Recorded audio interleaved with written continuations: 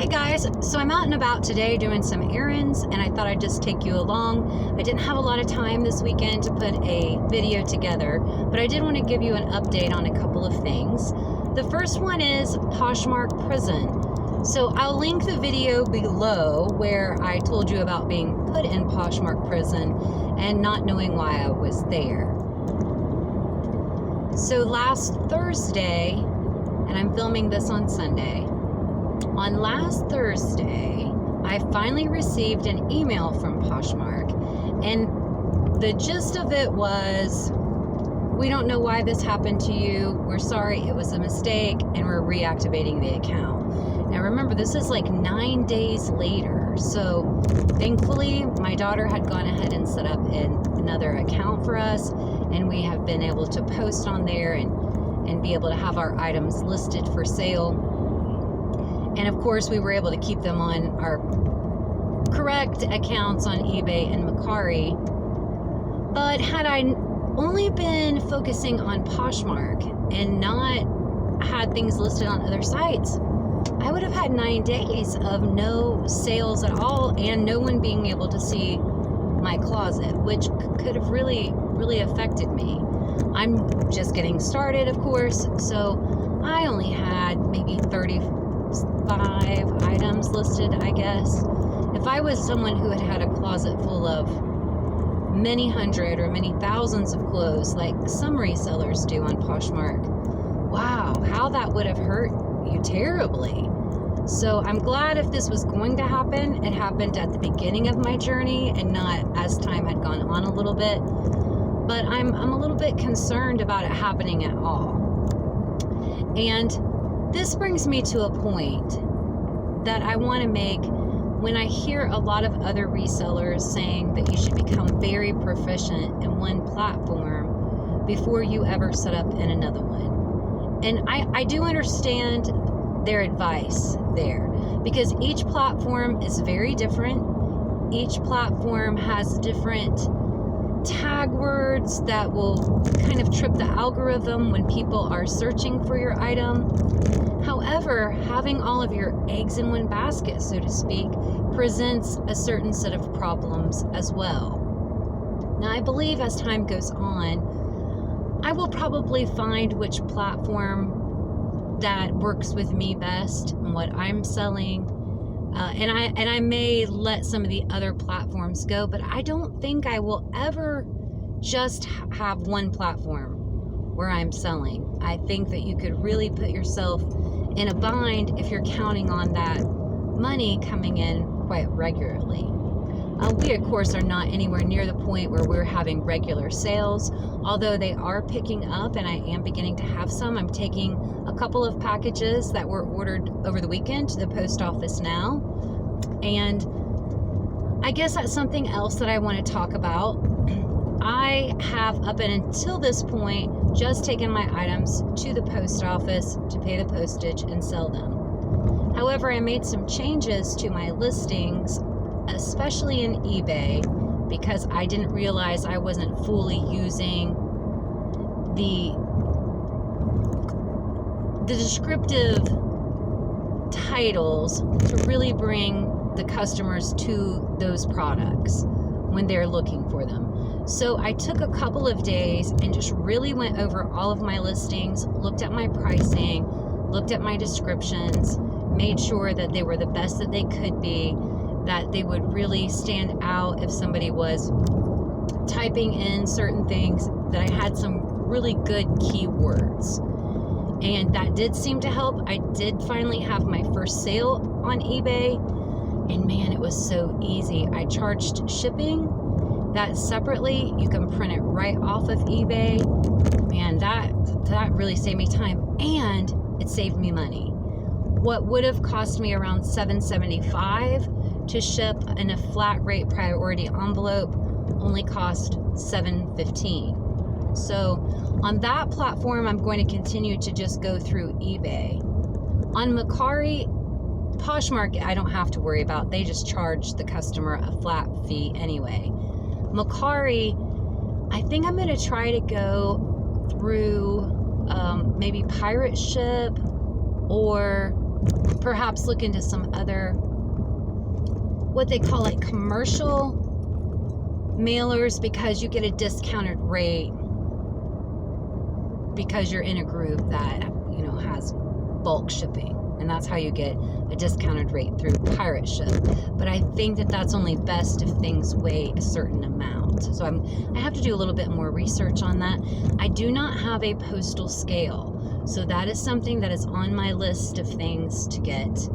I also want to talk to you a little about postal service shipping problems. So I took you with me and kind of gave you an explanation of my very first sale, which was these 2 pair of jeans. They were going to the same woman down in Vero Beach, Florida. I mailed them so now 10 days ago, and they have still not arrived.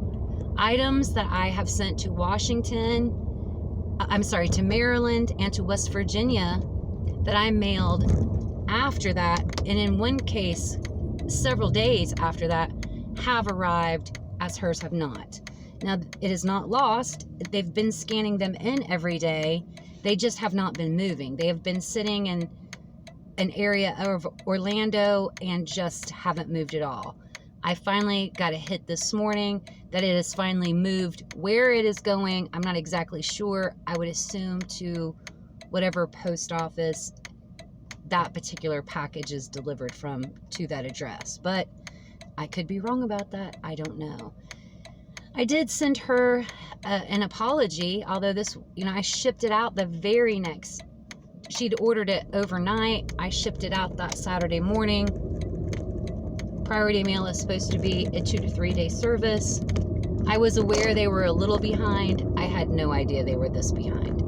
And I'm kind of concerned that this was my first sale and that perhaps we'll get some negative feedback on Mercari because of how long the shipping has taken on this particular item, even though it's no fault of our own. Of course, the customer just knows that they ordered something and they want it at their home. They're used to getting very quick shipping through other applications that they use, such as Amazon.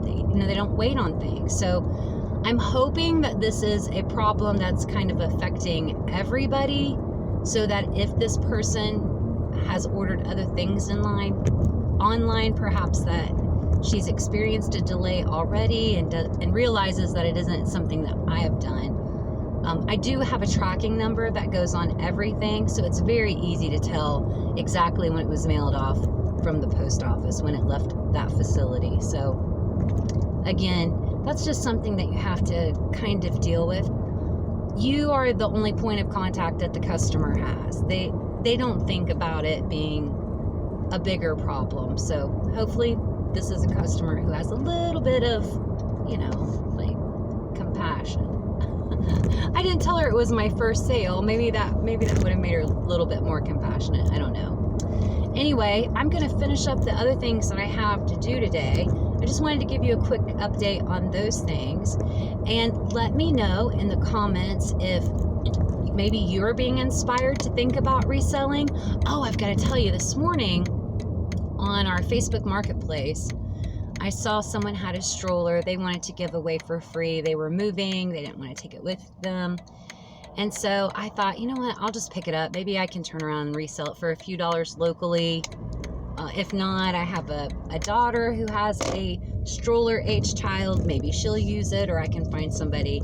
Anyway, I was going to be picking up some other things, so I knew it wouldn't be a waste. Well, it turned out to be a Phil and Ted's stroller. And I'll tell you what is so wonderful. Those retail for somewhere between $200 and $600, depending on the model number.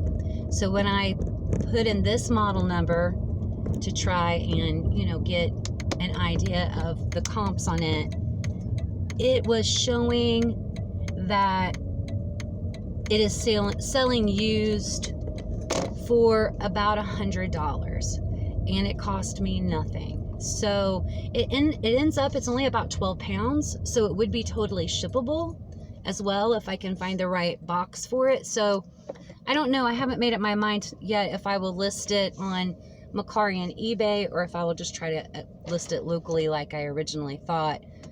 And in order to get it to move, because honestly, I don't have a lot of room in my house to store hard goods. Clothes folded and put in to bins are a little bit easier than having a lot of hard goods. So I need to turn those over pretty quickly when I get them.